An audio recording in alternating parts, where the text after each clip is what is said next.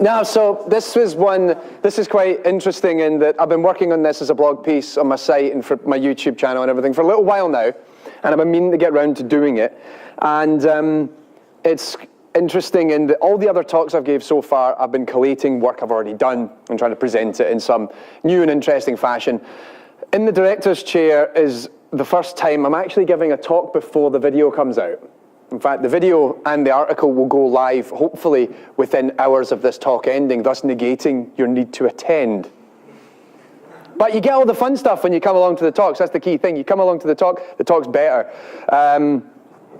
So as you can expect, I guess, by the title, we're going to be talking about Left 4 Dead, and I'm focusing specifically on the director's system. I've got to get through the obligatory slides that's in there, and then we'll get on to just deconstructing what's happening in Valve's Left 4 Dead. Now, I'm assuming everybody in the room knows what Left 4 Dead is. I'm also assuming that most, if not all of you, have actually played Left 4 Dead. But I can appreciate that maybe there's one or two people that haven't, and as par for the course for these talks, I have to take a moment to explain what it is. So, Left 4 Dead is a cooperative first-person online shooter, meaning you got 4 people in one map, and you're all trying to work together. Now, typically you do it online with a bunch of friends, but today, when we do it at the talk, we're going to do it offline, because I want to do it for a very particular purpose, and I want to show you why later on. It was developed by Turtle Rock Studios for Valve Corporation, with Valve being involved in the development. It wasn't Valve's baby by default, they just owned it. Perhaps not surprisingly, you'll note that Turtle Rock have got another game coming out in the coming months, which is called Evolve, which looks a hell of a lot like Left 4 Dead. They seem to be really good at one thing. To be fair, I did play the big alpha of Evolve recently. I'm not sure yet. I'm not entirely convinced by it. Who tried it out? Did anybody get a chance at it? What did you think? That's not what I was going to say, but it's fair enough. Not Left 4 Dead, I think, was what I was thinking. But anyway, so Left 4 Dead has had 2 games come out. There was the original in 2008, and then there was the sequel in 2009, which caused a bit of a stir, for those of you who aren't old enough to remember when it actually came out. Because when Left 4 Dead 2 was released, everyone sort of complained because they said, well, it's too much of an expansion to release it just as DLC. We've got to release a new game, which is Capcom's business model since about 1986. Anybody who ever liked Street Fighter, notably from 2 onwards, will know exactly what I'm talking about.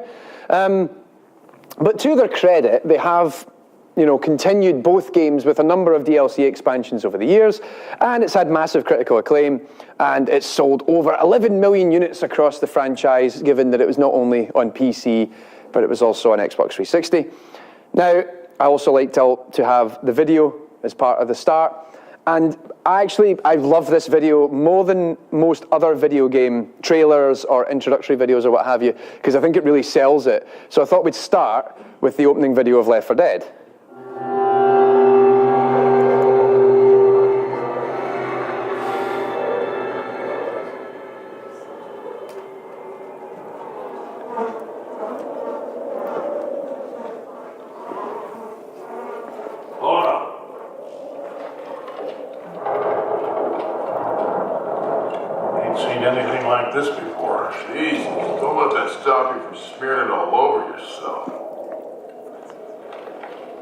They're changing. God damn it, Bill! Oh, it stinks!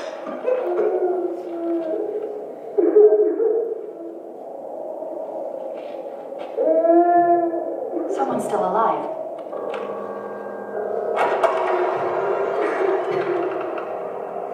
Over there. Hello? Hello?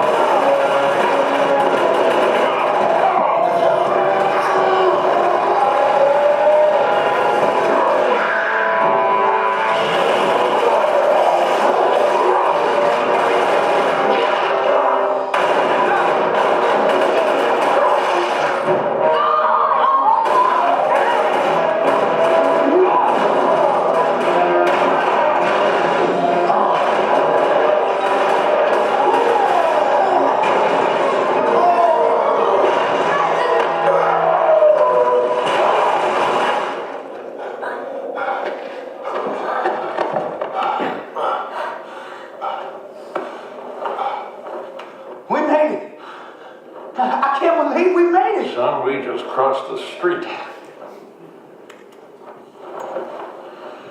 Let's not throw a party till we're out of the city.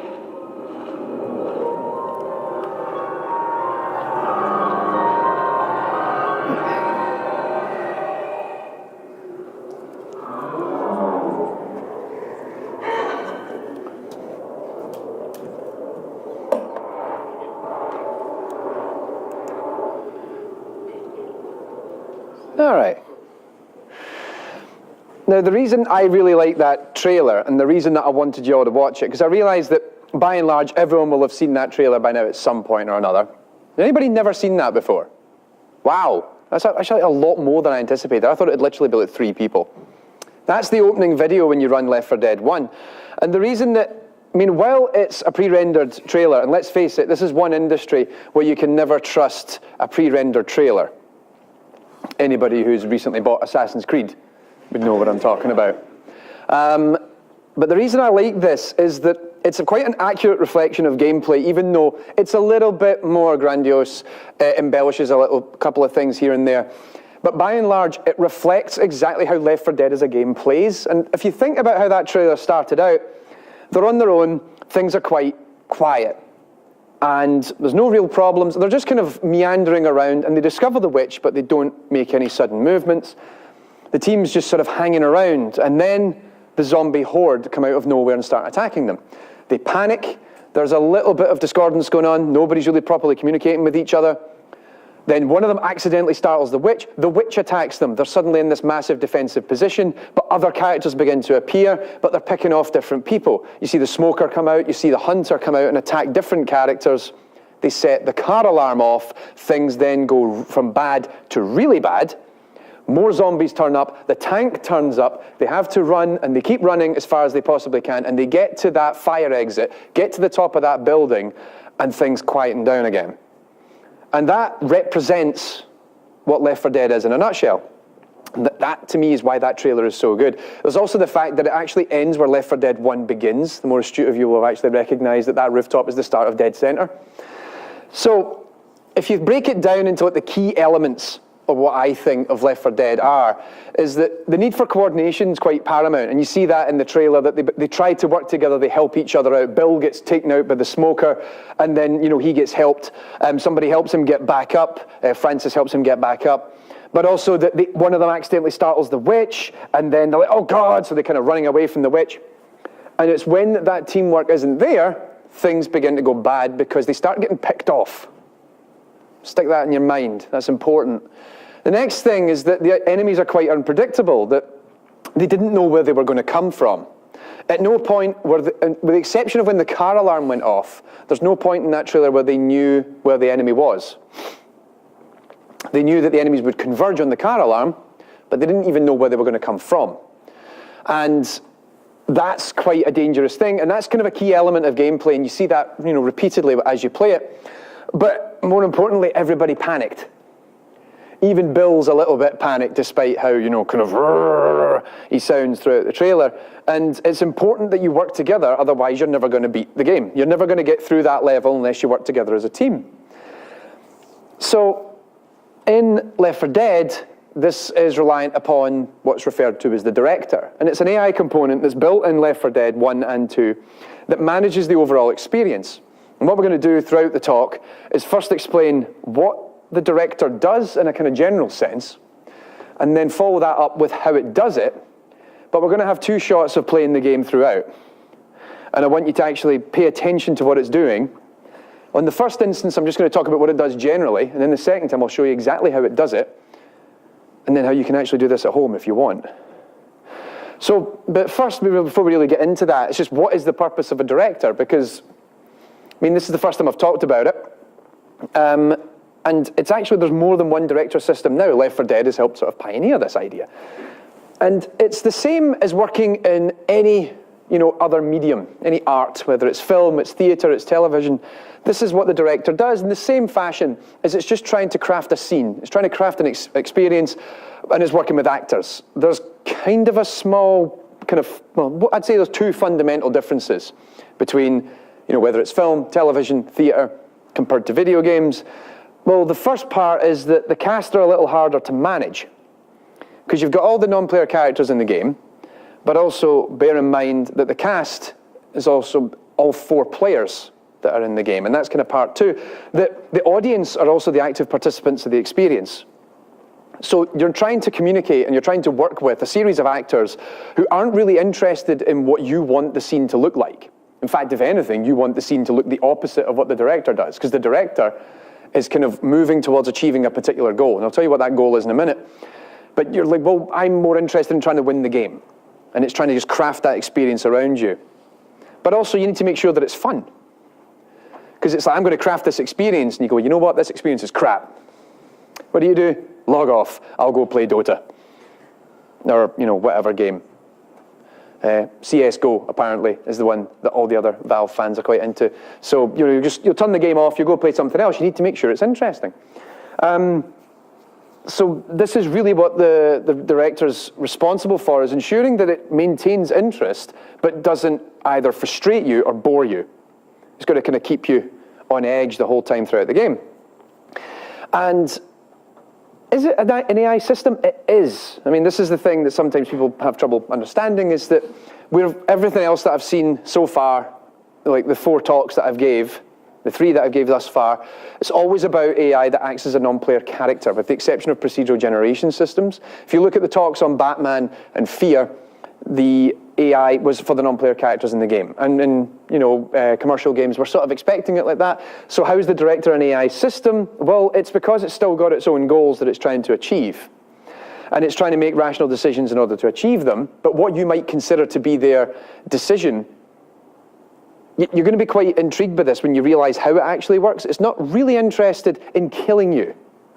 Even though it can accidentally kill you, that's just sort of a byproduct of what it's doing. Because it's not interested in killing you, nor is it interested in winning, if you want to put it in such a sense. The director isn't adversarial in that respect. It's actually just trying to do something else entirely, and you just happen to be part of that ride. In fact, you're actually a very critical component of that ride, because if you're not there, it doesn't work. So how does it work? What's it actually trying to do? It's trying to build pace. It's trying to build a pace in the gameplay. It's not interested in killing you. It can. It might. But that's not the ultimate point. In Left 4 Dead, the director is actually interested in 3 phases. And this is what it's doing. In order to do this, it's actually trying to build epochs of experience that happen repeatedly throughout a given level, from start to end. And it will do this throughout every level of that episode that you play. And when it's trying to maintain pace, it breaks it down into 3 key phases. The first part is called the build-up, and it's trying to reach a particular point, a particular metric, and I'll come and tell you what that is in a second. And then it reaches the peak, where it feels as if it's achieved what it was trying to do, and then it relaxes. It actually kind of goes, I've done my job for now, takes a load off, and it waits. You think, well, what does that sound like? I mean, it's a bit odd. It actually sounds an awful lot like a wave. And that's exactly what it does. If you think about this as periods of build-up, peak, and relaxation, this is, if you were to actually sort of model it in a kind of visual, in a visual manner, that is what the director is doing. It's continually going from a relaxed phase through a build-up to a peak, and it relaxes. Now, the thing is that this is a standard sine wave. I haven't changed the wavelength or the frequency in that image. It's always the same. But in Left 4 Dead, this can change. So the game doesn't always go like this. Sometimes those waves will be smaller. Sometimes the gap between one wave and another is a lot bigger. It sort of manages when to go through this kind of build-up, peak, and relaxation phase, throughout gameplay. And this can, like I say, so this allows it, if you change the rate at which it grows and falls, but also the height at which it will move towards when it's going through that build-up phase, it changes the periodicity and the intensity of the gameplay, which is why some zombie attacks don't feel as excessive or as aggressive as others, and then other times you're too busy panicking to really think, well, this is a rather aggressive move by the AI system now, isn't it? You're too busy thinking, there's fucking zombies everywhere! Brr! Trying to shoot and melee everything within sight. So, how does it know when to build it? And how does it know when that pace is actually peaked? It's really simple. It's measuring perceived stress levels. You think, what? Measuring stress levels? And yes, that is what it's doing. It's actually trying to figure out, you as a player, how good you are and how stressed out you are, and that's when it knows it's doing its job right. So it actually observes each and every player in the game, and it wants to see, how stressed out you are. You think, well, how does that work? How does it determine, how stressed out I am? Because the stress is the most important factor that it can model. If it can figure out the stress, it knows what period in its director phase it's actually in, and which one it needs to move towards. So, in order to do it, once it actually does this, once it figures out, okay, I now know how stressed out, so if I take this front four here, I know how stressed out all four of you are individually. And you might all have different stress levels. Courtney might be totally relaxed. Josh is a little bit stressed, and Emma's super stressed, which is probably a bit kind of accurate there. Once I know that, I can then decide when I'm going to attack next, where I'm going to attack next, how I'm going to attack next, but most importantly, who am I going to attack next? Because it actually thinks about it on a per-player basis. I will attack one of you particularly because I want to bump your stress levels up. In which case it'd be you, because you're not stressed out enough. I'm going to stress you out a little bit more. You think, well... And the thing is that the stress levels can also tell us something else. It tells you how good you are as a player. Now, the rate at which your stress is increasing, in conjunction with the difficulty that you've set the game at, tell us how good you are at playing Left 4 Dead. So it needs to be able to figure out, okay, what are the key things that I need to know in order to model that stress? Because then I can also say, well, if he's the better player and he's not stressing out fast enough, keep hitting him. Keep throwing everything I've got at that one particular person. That will get their stress levels up a little bit. So we do this in a number of ways. So for each player, the director actually pays attention to how many zombies are attacking you. Now that can mean directly up close, or it can mean far away. If a zombie's seen you from quite a distance and it's running towards you, and you pick it off with a pistol, it's still considered to be attacking you. That can actually cause your stress level to go up slightly. But of course, it's scaled with respect to how far away they are. So if you're sniping, that's not really causing your stress levels to go up because you're kind of chilled. You're a good couple of 100 yards away, you're picking them off from a distance. It's not going to cause me a huge issue. I'm not that stressed out. However, if the zombies begin to get really close to you, and you have to kill them within close proximity, and you've had that a couple of times when a big surge of zombies come out of nowhere, you have to melee a bunch of them to get a bit of breathing space, and then you start shooting them down with a shotgun or an Uzi or whatever gun you're wielding. That also shoots your stress levels up, but it shoots them up a lot faster than picking them off from a distance. Because it goes, oh, they're more stressed out because there's more zombies around them, and you're spending a good couple of seconds having to melee every single zombie, within range just so you can then shoot them down. It's also paying attention to how much health you've got, how much ammunition you've got for your primary weapon, whether you've had to heal yourself recently, things like that. But the other one, which is the interesting thing, is that if in the event a special infected, such as, Boomer, well, it's not so much the Boomer in this case, but particularly actually it would be the Boomer, I guess. Boomer, Charger, Jockey, Hunter, Smoker, Spitter. If any of them actually hit you, your stress level automatically hits maximum.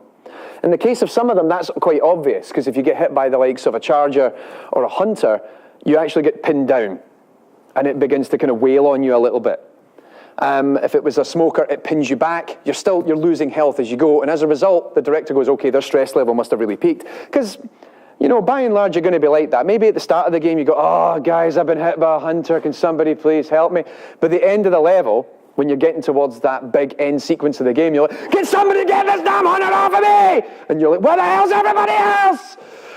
And they're all fighting a bunch of zombies in the corner, and you're like, for fuck's sake, get over here! And then they finally get that zombie off your back. Yeah, you're kind of stressed. That's why I don't play with TeamSpeak on. I don't know whether it's for their benefit or mine, I'm not entirely sure. So when you set the pace, when it's going through these three phases, how does it use that information? Well, how does that information reflect on those three phases? How it uses the information we'll come back to in a little bit. So the build-up is when the stress levels are too low. And it goes, right, nobody's stressed out enough. I need to kind of get this game into gear a little bit. So it starts to attack the team such that your stress levels begin to increase. And it'll also identify particular targets it wants to focus on. It goes, okay, that guy, stress level's too low, hit him. Hit her, she's too chilled, hit her. And it will keep doing this, and the stress levels will go up and up and up and up and up until it reaches the peak. And the peak is when it goes, I am satisfied that everybody is sufficiently stressed out. Okay, one last Hail Mary.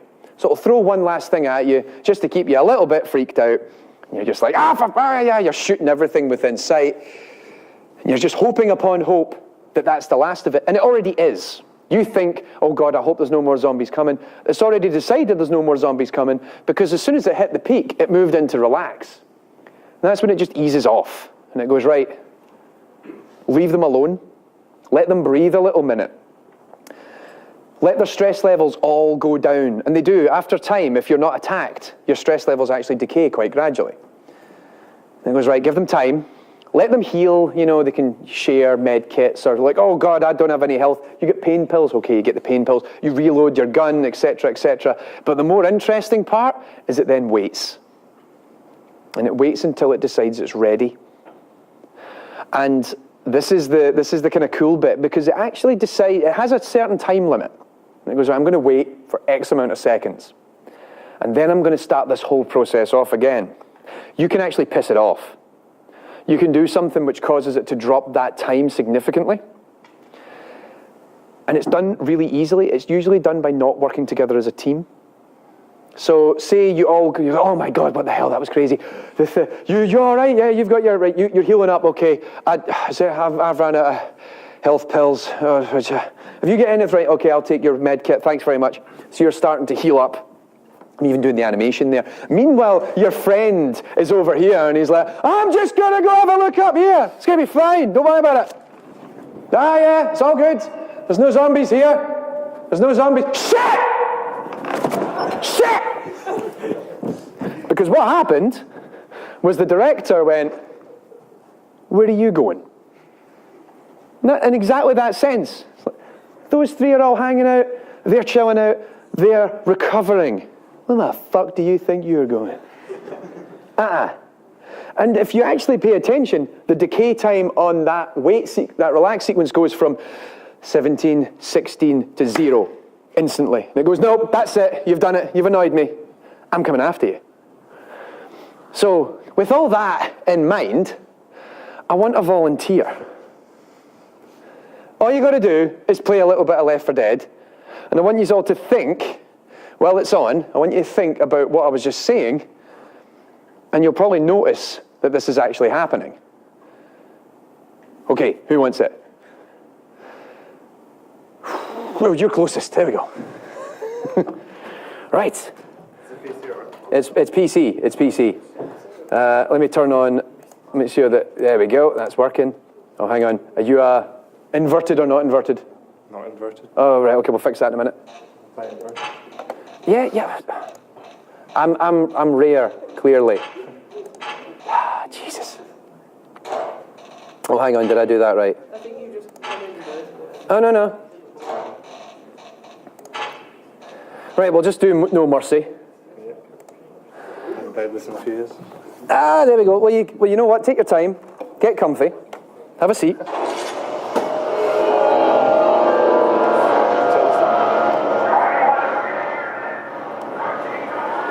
Okay, so here we go. Take your time. Get all your resources. Get whatever you need. So right now, nothing's going to happen.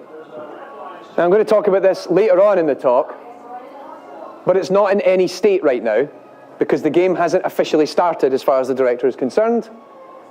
It's going to wait a little while, till about now. So here we go. Zombies are already in the map. Everything seems quite relaxed so far. No real troubles. A couple of zombies lying around, but we'll just pick them off. Now what's happening is the director is now in the build-up phase. It's a little bit annoyed He's finding this a little bit too easy.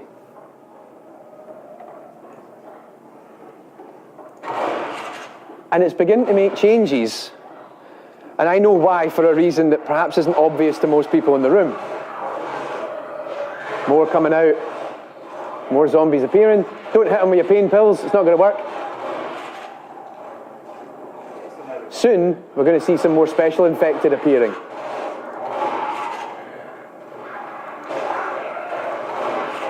Pick them off, pick them off. Notice how the number of zombies within a certain range is actually increasing. More and more zombies are appearing in the map. It's not as spread out as it was before. There's a smoker nearby. And he's dead. Good job, Francis.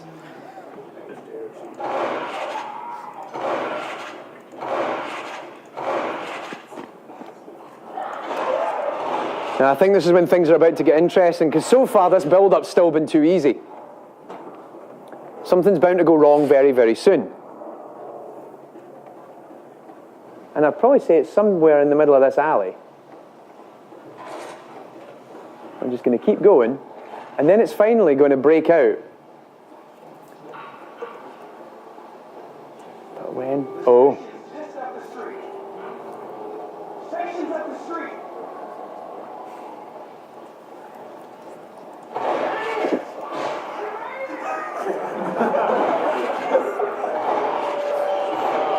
Uh-oh. What just happened there? More and more are coming out. But by and large, we're doing all right. I don't think we've actually went into a proper peak thus far, which is pretty good. Let the rest of them in. Come on. Oh. You see that right at the end? Mass number of zombies coming in. It didn't feel as if it was getting enough out of it. So it actually then went for the peak quite prematurely. Now, one of the things is that it's also depending upon difficulty.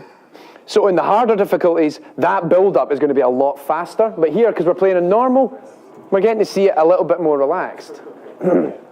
Let's say you patch up.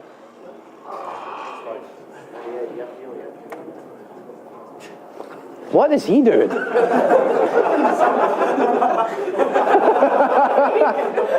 That's sort of Blair Witch Project there, sort of like looking in the corner.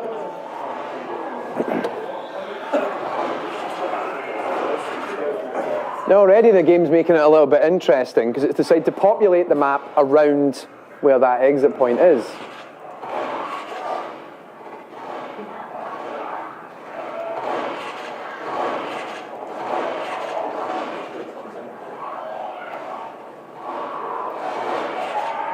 Now, of course, most of you will know at this point what the habit is going to be, that we've got all these kind of loose wanderers kicking around. And that's the term for them, they're known as wanderers. Soon we're going to get a special infected. We're going to get another smoker or a hunter or a boomer appear. There we go. Smoker just got killed because it realized what it's doing isn't sufficient. It had to up the ante. It's still not getting that stress level high enough, but bear in mind that with every kill, the stress is actually still going up. So while we still look kind of relaxed, it's still, your stress level is still increasing. And your stress has just maxed out. Francis saved you. Your stress is going to begin to decay a little bit. But in the meantime, we've just had a boomer in proximity, and we had a hunter pin our character down. Stress levels are now peaking. Now, it might have decided that that was sufficient for that particular bout, and it's now tailing off. Because things have got awfully quiet all over again. But it's not going to last forever. You know it's not going to last forever. Does it remember how much it has to throw at you to get you stressed? It tries to kind of figure out roughly, based on your skill level, how much it has to throw at you. But of course, it's confined within the respects of its game difficulty. So on the higher difficulties, it knows it can throw more at you.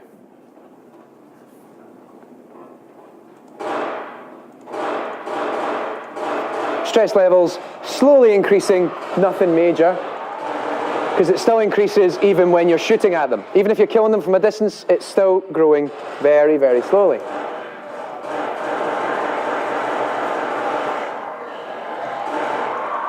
Uh-oh.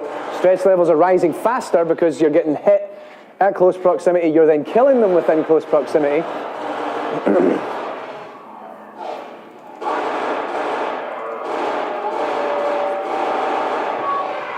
Uh-oh. And there's your stress maxed out. You're stuck in a corner. All your other characters, their stress is rising because there's too many people around them. They're having to kill special infected. That's also going to rise that stress level. Everything's getting a bit hectic. It's going to taper down pretty soon.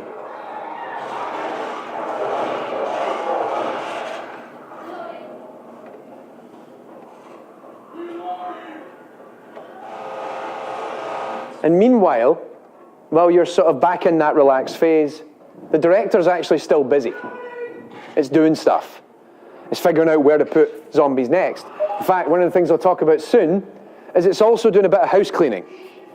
It's having a look at the world and realizing what's no longer necessary. Oh no, here's the interesting bit. We've had a witch. And I'll talk about that very, very soon, but the witch is there on purpose. And it's picked exactly that point to put it there. It's not just by luck. Burn the witch.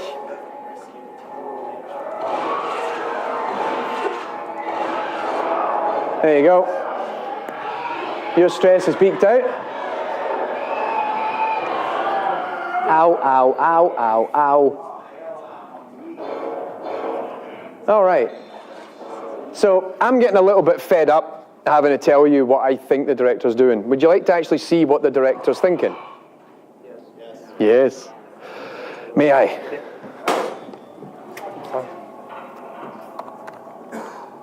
So if you go into developer console and type in SV cheats 1, turns on the cheat mode in Left 4 Dead. Then if you go into director, debug, and set that Boolean value to 1, go back into the game, we can now actually see the current state of the director. So as you can see over here, the director is now back in the build-up phase. It went through 212 zombies at some point. The mob spawn timer is actually in the negative. It's waiting to get that next mob ready, that next big bunch of zombies. It's already decided that that next mob's going to have 30 zombies in it.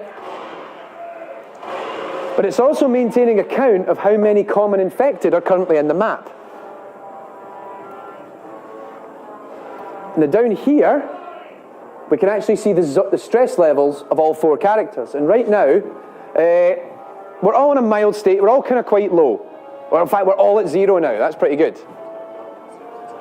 But it's already decided, here's an interesting part, it's actually decided where the next spawn area for the mob is. And it just used it, because those just got reset to 0. The spawn timers have all reset. Here they come. It's in what's now referred to as a panic event, because it's hit the peak. The tank is in play, as you'll have noticed, obviously. Oh, this is not going well! No! Stress levels at extreme stress levels! Oh my God!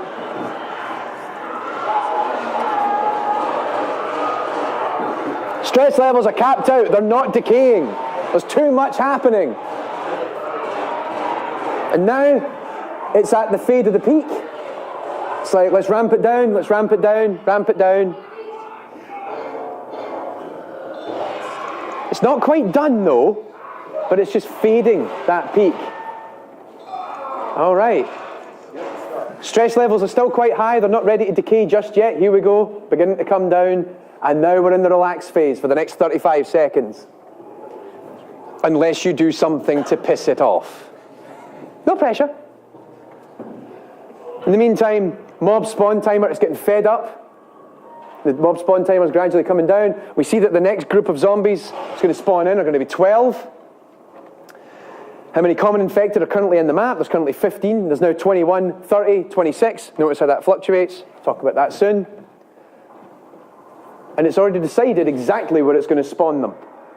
And if it can't use that location, it's going to use that one. That's actually a location on the map.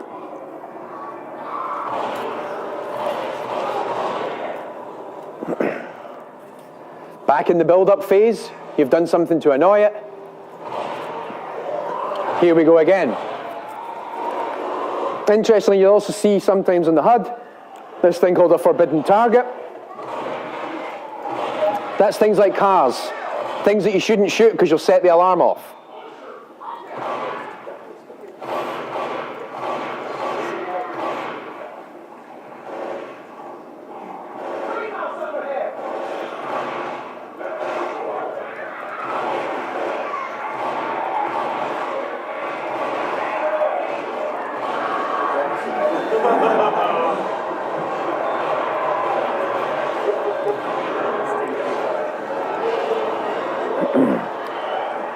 So, like I say, back, it's at the peak, it's in the panic event, it's now going to wait until things die down. Wow. That's camaraderie right there.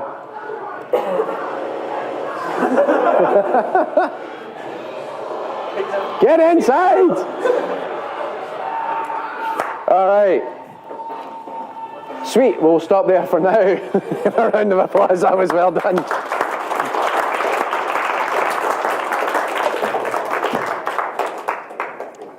So, the thing is, you can all set that at home. If you've got to build a Left 4 Dead in the house, all you've got to do is turn on your developer console and you can access those commands. And there's even more. I'll talk about that in a little bit. In the meantime, we'll turn the recorder off, get back to the talk. Good job. You did a very good job of actually doing exactly what I needed for that talk. Nicely done. So, hopefully you're beginning to see that now, particularly now that I turned on the debugging. You're actually seeing the build-up, peaks, relax phases happening. And so we've got a rough idea of like what's happening. So we just know, right, when the build-up happens, things start to get worse, More zombies are turning up, obviously, because that's sort of the part of the game. But what particular decisions is it making at these points in order to make this, like, how does it actually go about that? What is the particular decision it makes that goes, right, we're in the build-up, I know exactly what I'm going to do, I'm going to do this. What decisions is it making, and how is it going about them? So, you'll note, I was talking, you saw the common infected timer in the corner, and it would actually tell you how many zombies were in the map. The common infected are just standard zombies, right? And it maintains a budget of how many of them are in the map at any given point in time. Now, the thing is, when I say a budget, and you saw that, it was saying like 26 out of 30, doesn't necessarily mean that it can only have 30 zombies in the map. It's not really a budget per se. What it is actually a threshold that tells it not to spawn any more in. And it goes, right, if we exceed that count of 30, stop. No more zombies for the time being. What it'll do is it'll wait, you get to mow down a bunch, and maybe it's already prepped another bunch of zombies to drop in. And it goes, oh, right, we're down to 26, cool, hit them again. It'll throw another 30 in. Now, of course, that's way over the 30 limit, but then it just waits to see how long it takes for you to knock them all down. Of course, the whole time your stress levels are going up because there's more zombies attacking you, you've got to take out more zombies, you're gradually building up that stress level towards the peak. And the thing is that the spawn rate is then also dependent a little bit upon how stressed you are, what phase it's in, and how difficult you've actually set the game to. So more difficult settings, it'll crank it up more and more. Less difficult settings, it's not really in any sort of hurry to throw zombies at you. Because, you're a noob. Have a couple of zombies. I'll wait. Throw them a couple more. Let's throw 10 at him, see what happens. It's not in any hurry. Whereas when you get into sort of the higher difficulty levels, it'll just throw masses of them. And as soon as you get to 29 out of 30, it goes, give him another 30, let's see how he does with that. And you're like, oh, come on, give me a break. And this starts with the Wanderers. And those are just the random zombies we see all over the map. And they're just spawned within proximity of the player. And if you think about it, there's like a general map to that level. There's a flow to it. There's actually a structure to where that map's heading, because you have to head towards that particular direction. It's actually something of a credit I got to give Turtle Rock in the sense that you very rarely get lost. You always know roughly what direction you should be heading in. And so what it does is it goes, okay, I need to drop more zombies in, and it will pepper them across the map in front of you. And it will actually also take them out if you're not using them. So say you've just ran past a whole bunch of zombies. Like at the start of that episode, we were in the building, a whole bunch of zombies in the building. And say you just run past them all, and you just keep going. And it goes, I need to put more zombies in. So what it will do is it will take some of them out that you ran past, and it goes, well, that's sort of a waste of time now. He's never going to deal with that zombie again. Put it in front of him. We'll move it somewhere, just a couple inches over here. And the thing that I also quite like is that they're actually prone to being spawned in parts of the map that are inaccessible. And it's on purpose. The rationale behind it, which makes a lot of sense if you think about it, is they wanted to show that zombies are visible on the map even in places that you cannot go, because it's supposed to give the impression that the zombie infection is pervasive. That no matter where you go, no matter where you hide, there are zombies everywhere. And that's why sometimes you'll see a hill over a fence that you can't climb over, and there's zombies on the hill. It's just to give you that impression that the zombies are everywhere and you can't escape them. And then when it's done with them, it goes, okay, he's too far away from them, it just picks them back out again. Because when that level starts, it's empty. There's nothing in it. Completely empty. And then it goes, right, I need to put in a bunch of zombies. And it gets a zombie shaker and just dashes a bunch of zombie all over the map. The next thing is it's the mobs, and we saw these coming up periodically. Large groups of zombies suddenly attack you all at once. Now those mobs are constrained, typically within 10 to 30 zombies, and they can only spawn between every 1 and 4 minutes. Easier difficulties, it's going to take its time, it will get round to spawning them in. Higher difficulties, and your stress level's too damn low, that will ramp up the time that it's going to, they'll actually minimize that time before the next spawn happens. But of course, that's dependent upon whether or not you've went below that zombie budget threshold. So if there's still too many zombies in the map, it goes, I'm dying to drop another bunch of zombies on them. But I gotta wait, because they've got to kill a whole bunch first before I throw more at them. And it just does this continually. It's always watching, and as you saw when we had the debug commands on, it decides where it's going to put them long in advance.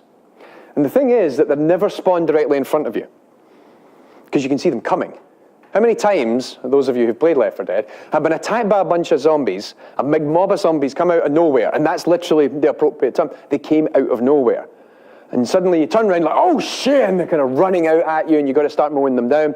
One of your friends goes, what the hell? And they turn around, there's 30 zombies behind them. The director always picks parts of the map that are just off the beaten path.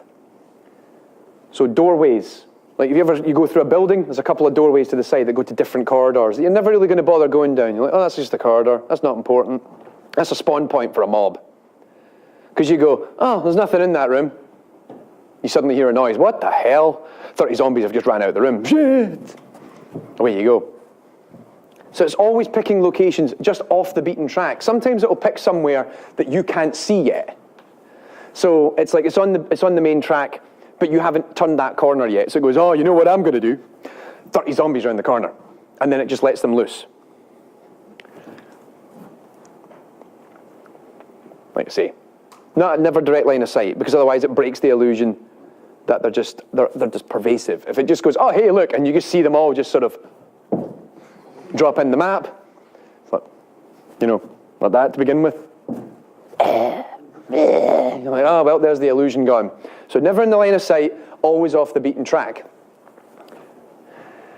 And sometimes, if it needs to, like I said earlier with the Wanderers, it'll pick people out if they're not needed. Sometimes, if it wants to spawn a mob, it will take out zombies, Wanderers that it doesn't need, just so it can spawn the mob. It goes, oh, look at these 3 guys here, they're useless. They're so far away, I really want to spawn this mob. Tell you what, takes them out, spawns the mob in. But of course, you're too busy looking at the Wanderers directly in front of you, you're picking them off, and that's when, from the bushes at the side, the mob comes out. Because it's always picking that location, at the corner of your eye. Now, the special infected, now given we were playing Left 4 Dead 1, we're constrained then to the smoker, the boomer, and the hunter. Now, they're a little bit more specific. There's actually some very particular constraints on them in the sense that there's no more than 3 of them at the map at any given point in time, and there's never 2 of the same type. So you can't get attacked by a siege of hunters. Which, let's face it, if there was like 4 hunters on the map, you kind of have a problem, because as soon as all 4 of you are down, game over. So, well, let's mix it up a little bit. So it makes sure that there's always some variety in them, and that it constrains just how many it is. And of course, notice how important that point is, no more than 3. Because theoretically, it means that one of you can still save the rest of the team if they're all pinned down. In theory. Doesn't mean it's actually going to work. You got that one guy, and you know, you've probably been there if you played Left 4 Dead yourself, that one guy who's on his own, someone's got a jockey on his back, someone's pinned down by a hunter, someone's getting smashed into the room next door with a charger, and they're like, help us! And you've got like 20 zombies around you because a mob just attacked out the other room. Like, I'll come and save you! By this point, they're all dead by the time you get to them. Their stress levels are down. They got nothing to worry about anymore. Game over. Now the thing is, their respawn time is quite short. And you'll notice that when you play it, because you go, all right, I've taken a hunter out, okay, cool. And then all of a sudden a boomer turns up. Then you get another quick reprieve and a smoker suddenly turns up. What the hell? And it will always spawn within proximity of players, because typically the director's interested in attacking someone in particular. So sometimes you might wonder, when you've been having a good little run and nothing's really fazed you, you get hit by the hunter, then someone picks you up. Then you get hit by a smoker, someone picks you up. And then a boomer turns around and you shoot the boomer, and then suddenly the mob's on you because the bio from the boomer got stuck on you. And you think, why me? And the answer is, because you were too chilled out. You're the problem right now. Everyone else is seeming quite stressed out. You're far too relaxed. I'm going to keep throwing everything at you because your stress level needs to go up. And it will try and do it generally in front of you, but not in the same sense as in line of sight, but it will be looking at locations just off the beaten track ahead of you. Which is always why, you know, you very rarely get attacked from behind by a hunter. You typically have them suddenly appear just in the distance ahead of you, and they'll meander around, and then they'll attack you from like a side. They'll attack you diagonally. It's very rare that you get attacked from behind, because let's face it, that's really annoying. If you're running along, I'm almost at the exit, and you've had no reason to think there's a hunter in the map at any point, and then hits you at the back. You know, what the hell? That's just badly designed. So it always tries to keep them in front of you. Of course, the problem then is that if it's focusing on someone in particular, it can actually very, very rarely spawn in the exit. And some of you might have seen, has anyone had that happen to them before? One or two, okay, a couple of people kind of nodding. Yeah, I've had that before, where you open up the safe house door and you go, oh, thank God, there's a hunter. You go, oh, what the fuck? Because it can still happen. In fact, it gets really, really bad at times, but it's only usually the special infected that can happen to, because of the constraints that are existing upon the other characters. So the mobs, you know, always coming from the side, and the wanderers are generally in the main part of the map. Because it wouldn't think to go into the safe zone with those characters, because that is decided as a safe zone. But when it's dealing with special infected, it goes, I need a location nearby. Screw it, that thing in there will do. That's the special bit, that's the safe bit. It's fine, don't worry about it. Open the door. Ah! Not cool. Now the bosses, the tank and the witch, are far, far more constrained.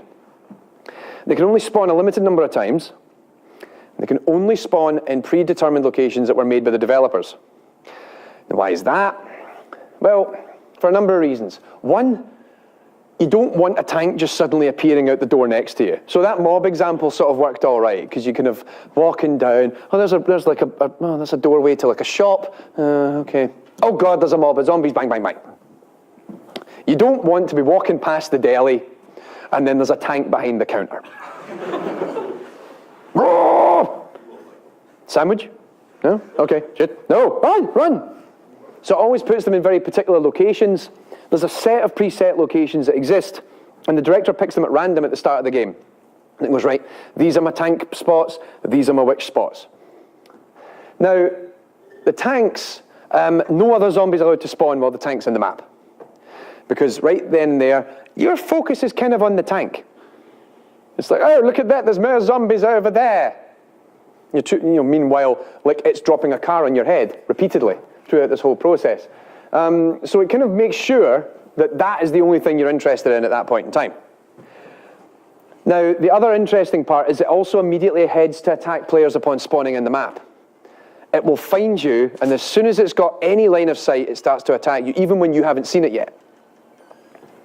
And there's a reason for that, because in the original build of Left 4 Dead, one of the earlier prototype builds, it was possible to actually evade it. Because if it spawned in and it didn't see you, you could sort of...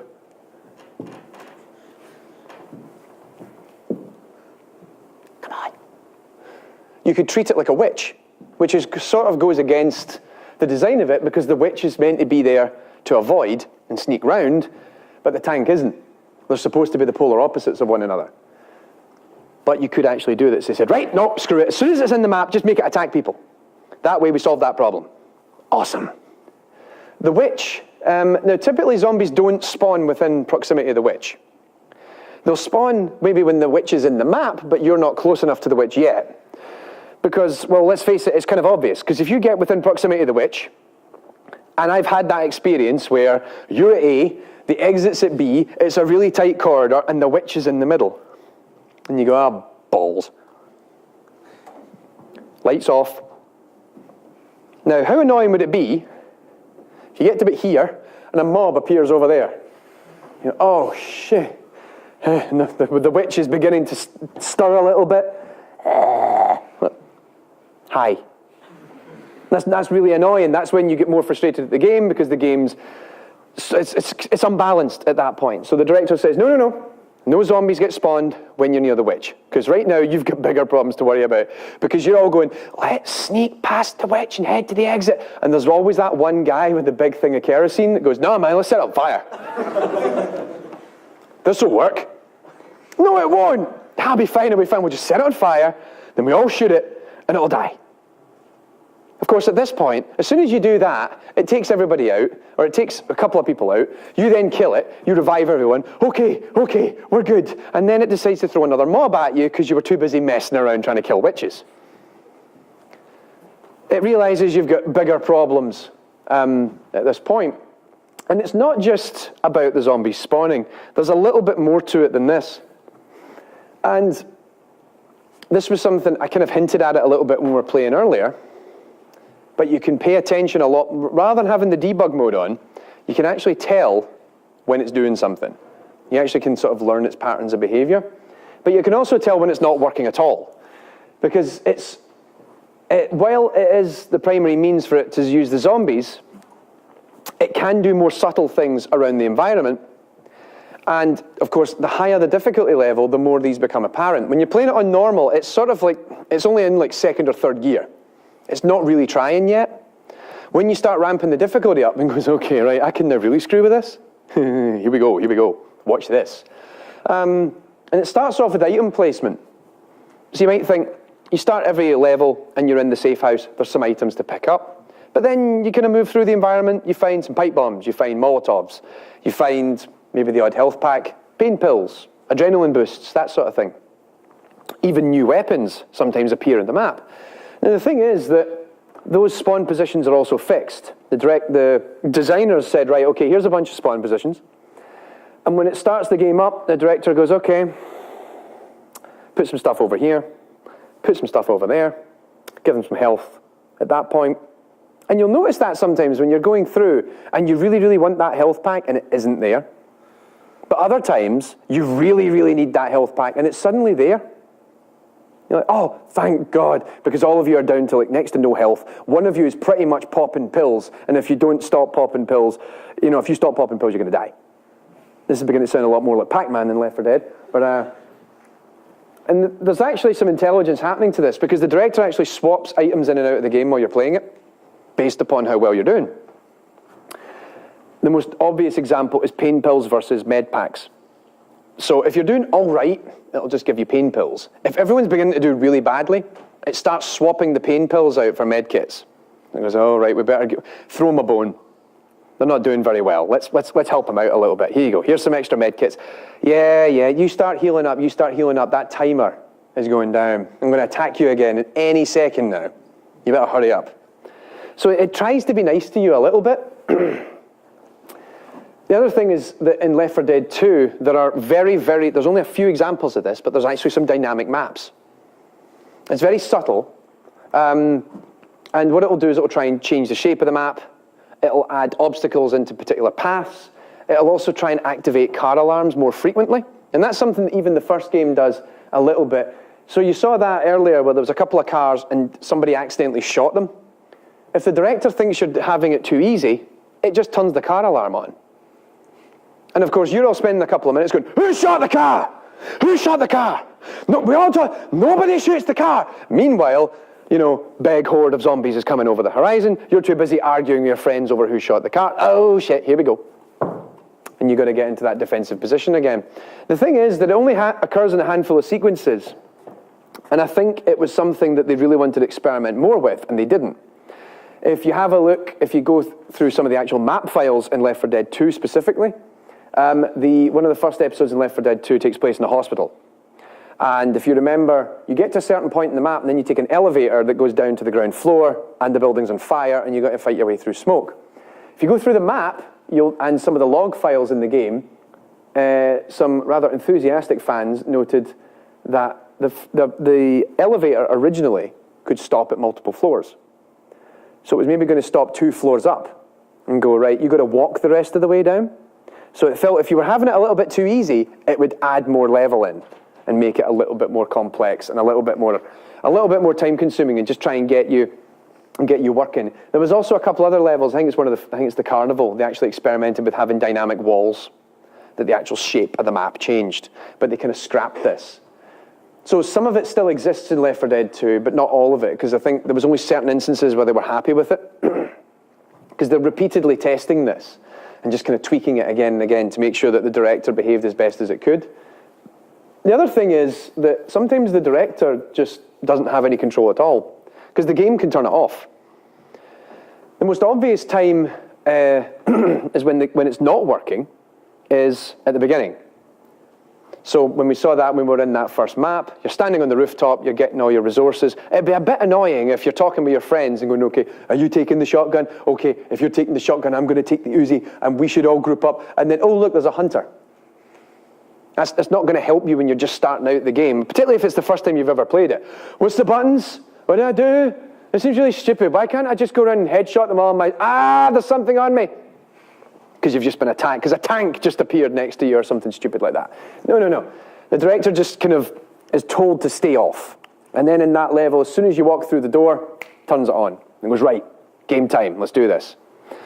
But it's already seeded the map. So there was already some zombies that were put in place, but it wasn't until you walked across the door that it goes into its build-up phase. Other key parts that it happens is during a story sequence, which are very rare, I'll concede, but every now and then there's like the odd sequence where you talk to another character. Notably in Left 4 Dead 2, this happens. Left 4 Dead 1 and 2 during the passing, when the characters from 1 meet the characters of 2. And God, that's just monotonous. But also the build up to a finale, when you're about to finish, when you've got through every level in that episode, you're at the very end, you're about to get to the evacuation. And you know, you always got that little bit of time. You get to stack up on all your equipment, you get to quickly heal up, you make sure you've got more pain pills, and then you've got that moment where everyone goes, I'm ready. Are you ready? Yep, I'm ready. What about you? Okay, I'm good. Somebody go press the button. The director's kind of going, press the button. Go on, press the button. So it waits, and it's not allowed to do anything until you press that button. However, when you press the button, it's almost in a sense like it's been let off its leash. Because the director's allowed to be a lot more flexible when it gets into finale, and what is it, the finale or the crescendo, as it's referred to. And this can lead to some really interesting results, because it can just start throwing more stuff at you than it's ever thrown at you. And if you've survived one of these end sequences, you'll know what I'm talking about. When you've taken down 7 special infected in the space of 2 minutes, you've just taken down another 50 zombies, and then a second tank just turned up. And you've been there and you go, oh, for fuck's sake, no. Where is everybody? And then you find out someone's already dead. The boat's coming. You'll know that there was at the particular episode, I think, in the first game where you escape by boat. But you've got to get out of the building that all of you have kind of holed up in and go over to that boat, which is slightly down the pier. Let's go, the boat's here. But then the next tank's turned up. And then sometimes, very, very rarely, if it's feeling particularly sadistic, it'll spawn 2 of them at once. And it can actually do that, but it can only do it during those particular points in time. It can't do it during the main story, because that's a little bit excessive and it breaks from its normal constraints. The other thing, and this is the point I was making earlier, that you can actually predict what it's doing if you listen very, very carefully. There's a lot of music, background noise, ambient noise that occurs in Left 4 Dead, and that's actually controlled by a separate system within the game. There's actually an audio director, which decides what pieces of music should be played at what point in time. The thing is, the director, the AI director, and the audio director talk to each other. And so the audio director says, it kind of tells it, if you think about it as like sort of emotional radio, it goes, I'll tell you how I'm feeling right now. And then the audio system will start playing particular sound effects based upon the mood of the AI director. So every now and then you'll hear that kind of do-do-do, because it's decided it's going to do something. That's when you know a mob's going to hit you. Might not be a mob, or it might be like a special infected has dropped in. It actually deliberately leaves you clues. And the thing is that the more you listen to it, you begin to realize, uh-oh. And I do that. You can, if you pay attention, like I said earlier, about how the director's taking zombies out the map, if you suddenly notice the map's got really quiet and the music changes, stop, reload, get close to your friends as close as, as best you can. Something's coming.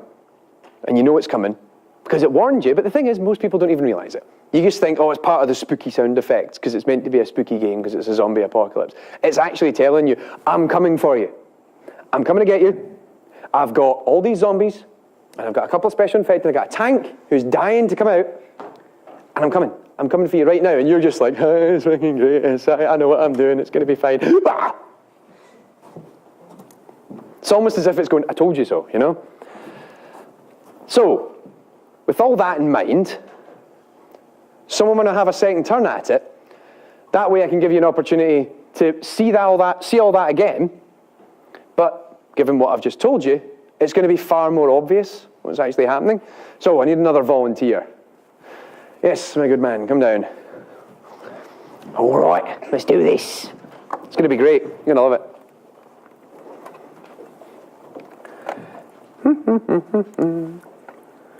Oh, no. I need to turn the recorder on again, because we're going to get all your footage. Right, what campaign will we go on? Dead Air, boys. Sacrifice. Dead Air? The Sacrifice? That seems a bit... Well, it's kind of in light, isn't it? Difficulty? Monsters. All right, we'll go for advanced. All right.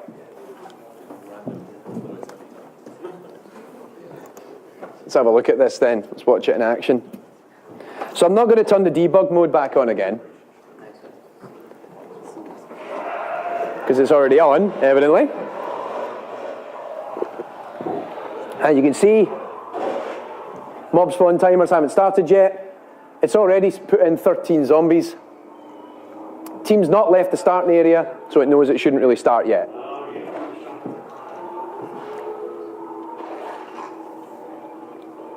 You're still considered to be in the safe zone. As a result, it's not done anything. It hasn't even allocated a location yet for where the next mob's going to be. Now, if I remember right, I need to find the command. I can turn on the visualization and you can see where all the zombies are in the map. You can even see where they're going to spawn from beforehand. There we go. You've now left the starting area. The mob spawn timer's going down. It's already decided it's going to spawn 30 of them. Already, you're the most stressed out player.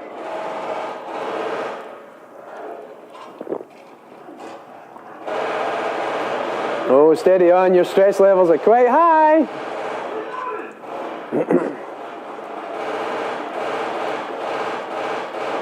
Think about it, every zombie we've missed has been lifted out the map and been put back in front of you.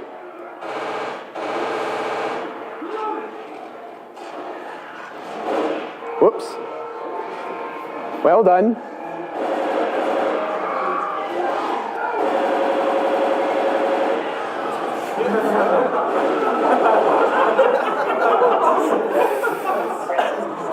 Yeah, no wonder Francis has got like an extreme stress level. Oh no, Francis is now dead. All the time. There are no common infected right now. Look at that. Nothing's on the map. It's relaxing, it's waiting, it's now just put 6 in, 7, back to 5. Suddenly shoots up to 27. Picked off all the ones you weren't going to use, puts them in front of you. Next mob's ready to spawn, it's already set the location.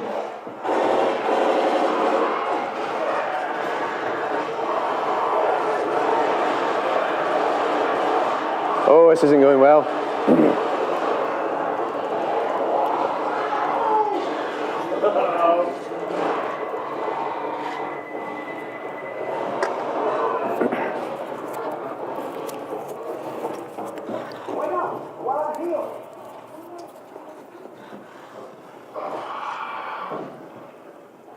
And we're back in the fade.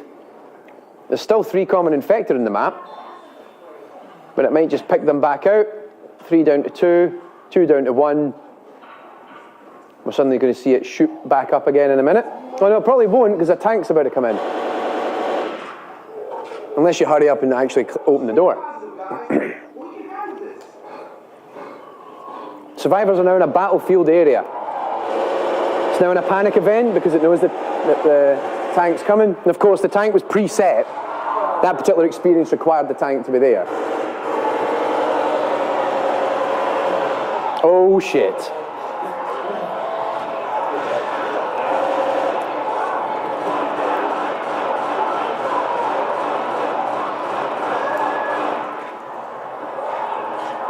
Everyone's stress levels are really high. Come on, Zoe, you can do it.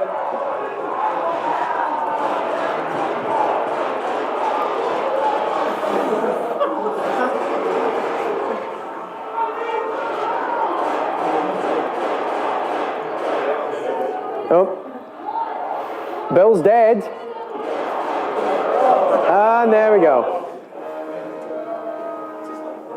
And it's just fading out the peak. But now, level started again, back in the build-up. Do you want to try a different episode? No. You're going to do it? All right, let's try this again. Mob spawn point's already been set. In fact, if you humour me, I'll see if I can turn on one of the settings, which might be quite useful. No, not in the sense that it's... said debug. Where is it? Hang on, I've got one of them here. Show flow delta and director Z debug. That's what I wanted. So if we turn these on.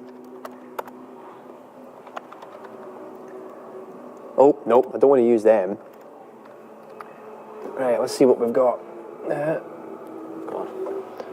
So you'll suddenly see all these weird flashing lights. That's where all the zombies are. The director's already placed them in. You know what you're heading into. And you can see that this is actually the flow layout of the map.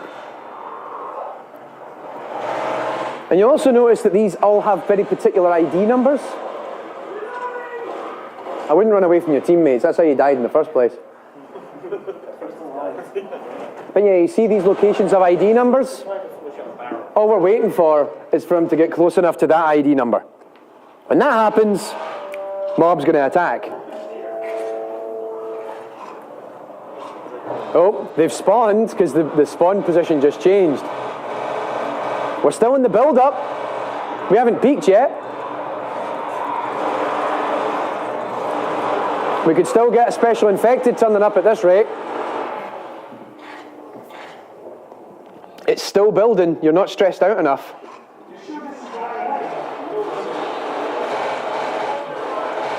Yeah, everyone's stress levels have just sort of mellowed out a little bit because they all had a chance to breathe. Still working on that build-up. Next spawn point for the mob's ready.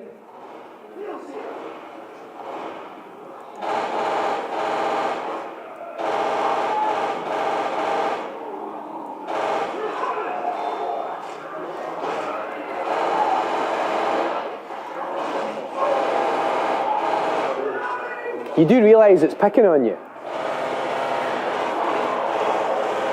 The more you run away from your teammates, the more it realises that you are actually the point that it wants to exploit. That's why, if you don't play like a team, it picks you off. And it's picking on you because you're not hanging around with your teammates. There you go. It might also be the fact you're the only human player. Just saying.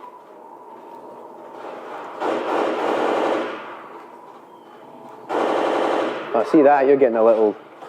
Oh, nice. Getting to cheat a little bit there.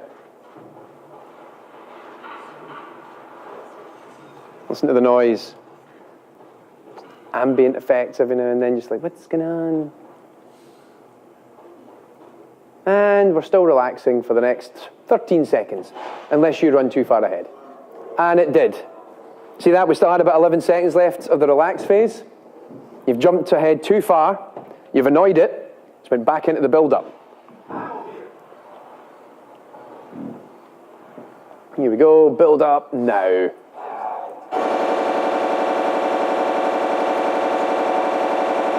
All right, steady on, Rambo.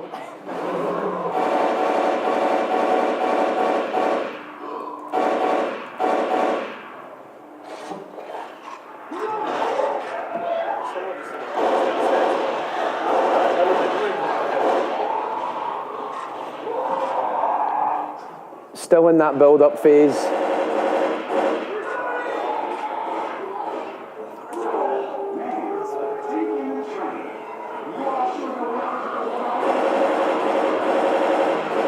Notice also how it's recognised where they are, that they're in a key area of the map, they're in a battlefield area.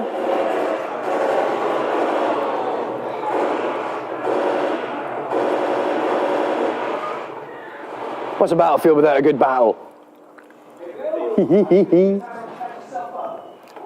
No zombies in the map at all.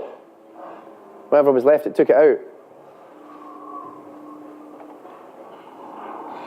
Just waiting for you to open the door.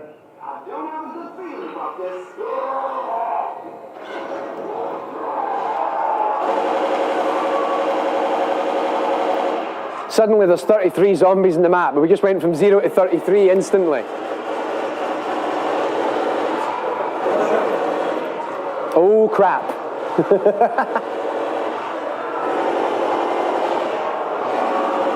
26, 25, 24, 23, then to 20, 15, down to 9, doing good, 7. Oh yeah, don't forget that, that's a tank.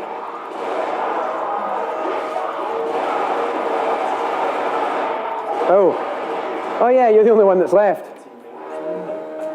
Oops.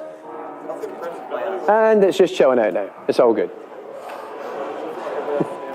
You done? You had your fill? You die again, or? I think you've satisfactorily helped us show what it's actually doing. Awesome. Thank you very much. Give me my applause. There we go.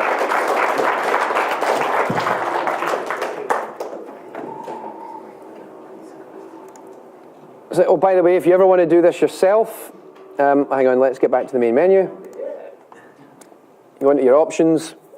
I'm trying to remember where it is. Don't you have to do it in the startup option? Yeah, you have to do it in the startup option, if I remember right. You just set your, what you do is you go in and you change the developer console to on. Once you do that, you can then just go in and play it. Actually, if I remember right. Now, I'm not entirely sure, but I don't think it works. I've been told, I've only really experimented with it by myself, that it should only really work typically when you're offline. Because if you're running it on like actual servers that belong to the game, they might get a bit shirty with it. It's because you're essentially turning on the cheat mode. So none of the Steam achievements will work when you turn it on. But I think it's really cool just to muck around with, because you just get to see everything. The other thing you can do, which I didn't think we'd spend time doing that, because it takes a little while to get it right, is there are, and I'll post a link to the page where I found them, there's also the commands that you can hack the director. You can change the spawn rates. You can actually tell it to trigger into certain states whenever you want. So that's quite funny when you're just sort of sitting there by yourself and you go, this is too easy. Give me 30 zombies. And just, 30 zombies just appear on the map. And you're like, oh shit. But I hope that's done enough to sort of like show really what this is actually doing and how it's going about it. And so that's sort of kind of wrapping up everything about Left 4 Dead. Now the thing is that directors, I mean, Left 4 Dead was largely influential in sort of getting this up and running. Because it's quite a nice idea. You play a game, you get a unique experience every time you play it. Now I still think Left 4 Dead's done it better than any other game since. I think it's actually just due to the nature of the 4-player cooperative play. Because in doing so, you end up with these experiences which are so screwed up, or so funny, that you then tell your friends. Oh, dude, I was playing Left 4 Dead last night, and like this happened, and oh man, it was amazing, and we totally kicked ass, because this particular thing happened. A tank came out of nowhere, Tommy set it on fire, and then he just kept shooting it with bullets, and he didn't take any damage, because he's amazing. You know. That happened. I've got the video footage to prove it. But a lot of other games have used it. And at the moment, as some of you'll know, given I've been doing my own YouTube videos of it, my Let's Play videos, I've been playing Far Cry 3. Both Far Cry 3 and 4 use a director system as well. And that might be something I'm talking about in a future piece on my site, in that those games actually manage all the animal and soldier spawns on the map, and it keeps all the action around you. But it's only just one core component of a larger system. That Far Cry does a really good job of having really simple AI in a game world, but allows all these different interactions to take place. And it also does it in such a sense that this emergent play can happen really easily. And if you've seen some of my videos, one of the first videos I did, I think it was, I'm trying to remember if it was the first or second video, I took out an entire base using a bunch of stones and a tiger. Because you can lure animals into particular locations, but of course these two different types of characters respond to one another accordingly. You know, a soldier goes, oh my god, it's a tiger goes, yum. And then they clash. Of course, you can then simply observe this. Now, the game decides where to put these objects, and if certain things are happening, it decides what to take out and what to put back in. Another game that does this quite well is the free-to-play shooter Warframe, which finally came out of beta, I think, earlier this year. And you can get that on Steam. It's also on PS4 and Xbox One. And in Warframe, it's quite interesting because the director system not only spawns the enemies, it actually the game procedurally builds the maps. So every mission you take is procedurally generated. But based upon the topology of the map, where you are, how well you're doing, and what other characters are in the map, sometimes you get sub-objectives. Like melee kill 30 of this enemy, or shoot 50 of this enemy within a certain time frame. And it will do that dynamically based upon what's happening in the game. It goes, you know what, let's give them something else to worry about, as well as the main objective, kill 50 of those guys. But it only sets you that task because it knows that there are 50 to kill. And if there aren't, it'll populate enough of the map with those characters that you should be able to do it. So it tries to kind of throw you a bone. One of the more interesting ones is Rocksmith. Anyone here played Rocksmith? Show of hands, who's played Rocksmith? 1, 2, 3, 4. Wow, 4. We might have to do a session on that on the website at some point. But Rocksmith, it has a session mode in the 2014 edition. So the normal edition of Rocksmith, when you play it normally, it's like Guitar Hero, except you're actually playing with a real guitar. And it scales itself accordingly, so when you start playing a particular song, it just gives you every 50th note. Boom. Boom. Boom, boom, boom. Cool, there you go, you're a rock star. You actually missed about 120 notes in between, but it kind of gradually builds you towards it. But that's actually fixed, and it helps along the way, but it is intelligent in the sense that it goes, okay, you're getting better, it starts throwing more notes in, till eventually you can play the song with all the notes of the original tablature, and then it just removes the tabs, and it just goes, right, you just play it from memory now. You can do it. And it kind of fades it in and out. But that's the main game, and what happens in 2014 is there's a session mode, because sometimes you just want to play. And what's quite cool about 2014 mode is that when you plug it in, the game is essentially, your Xbox or your PC or whatever it is you're playing it on just becomes a massive amp. So you can plug your guitar in, and then there's a whole pedal configuration system. You can go in and make a pedal that you want. You can say, right, you can even pick particular songs that you buy off the DLC or as part of the main game will have the pedals for that song. So you decide, right, I want to take, I'm going to get this kind of flange pedal based off of the solo sequence in More Than a Feeling by Boston. Because because it's a cool little to play. I quite like it. So you can set that up, and then you can go into the session mode, and you can just start playing with that particular pedal on. And you're like, this is quite good. But during this, the session mode keeps a band in the background. So it tries to listen to you, and it goes, okay, let's just give this guy a hand. So while you're starting to just kind of strum along or whatever it is, the drummer starts playing. And you hear it's first, it's quite slow, it's just maybe hitting the hi-hat, snare every now and then, and then it will realise that the tempo of your music that you're playing is getting bigger and going higher, so then the drum fill will come in, and the bass starts playing in the background. And how that works is really, really interesting. The level of complexity of it is absolutely nuts. I went to a talk about it at the Game AI conference over the summer, and I got chatting with Nicholas Bernardi, who is one of the lead audio designers for Rocksmith. And it was kind of funny because it was a similar kind of audience. He came along to the conference and who's played Rocksmith? And 4 people, myself included, are like, yeah, me. And everyone else is going, all right, okay. And then he heard the talk and they went, oh, this is really interesting. He said, come and speak to me afterwards. So I came over, I was like, dude, I love Rocksmith. That talk was awesome. He's like, you and me will drink. I'm like, yes, okay then.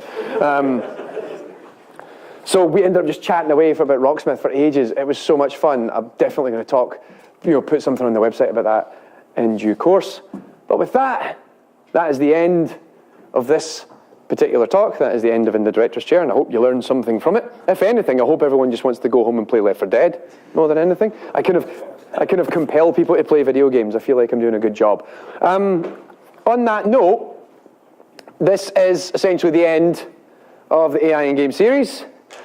A big thank you to everyone who's turned up, to one or if not all talks. I genuinely hope people actually found it interesting and found it engaging. So a big thank you to everyone who's came along. A big thanks also, first of all, give yourself a wee round of applause, because you've all turned up, and I'm genuinely grateful for that. Secondly, can I get a little bit of noise for Dave Voorhis, who's over in the back of the room, who's kindly recorded every one of these talks that I've gave this semester. Give us a bow, come on.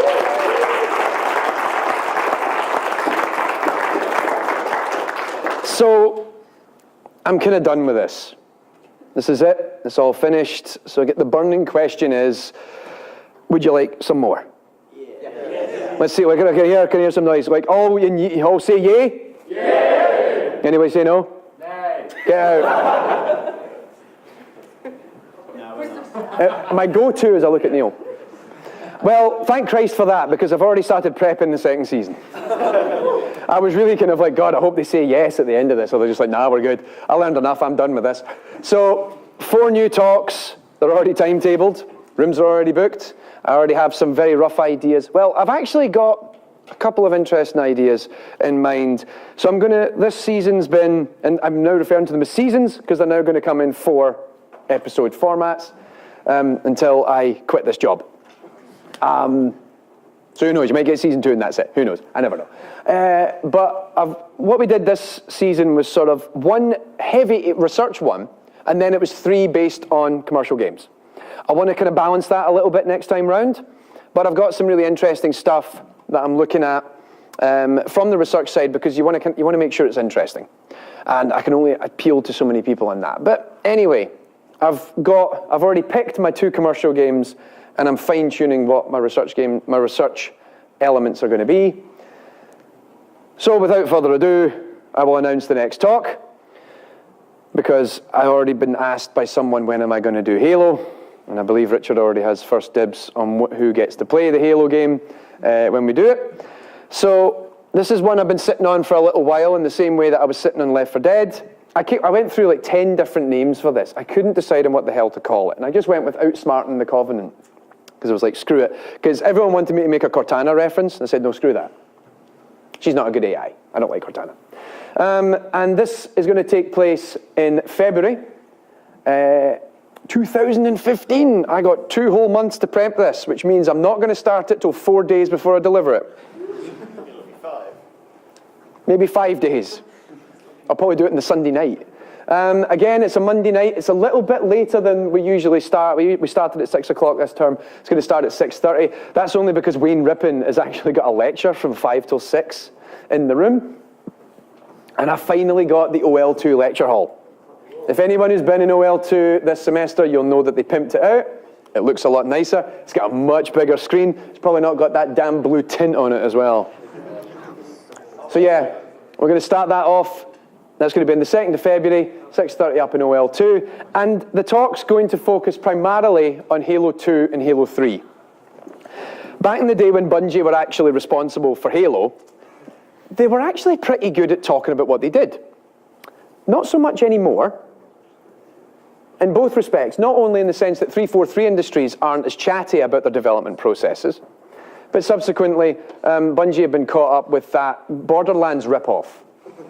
And when you're working for Activision, I get a funny feeling you're not really allowed to talk about all the awesome AI that you implement in your games. Insert Call of Duty reference here. But yeah, we're going to look particularly at Halo 2 and 3 because they did a really good job at the time of talking about how these systems work. And it largely revolves around behavior trees, which is something the final years will know quite well by now. Intimately well, given they're all using it in Unreal Engine 4. But we're going to look at what it was that they were doing. But bearing in mind that Halo 2 and 3 came out around the same time as this transition with planning that was happening over in Fear and subsequently all the other games of that ilk. So it's kind of interesting to see it if you look at both the Fear talk and the Halo talk, that they're actually happening concurrently. And there were two particular trends of technologies that were continuing to move forward. And to this day, we still use behavior trees an awful lot. And it's quite exciting to see how it still persists, but even then how planning is kind of like merged in with it. And with that, we are done. Thank you very much. Woo.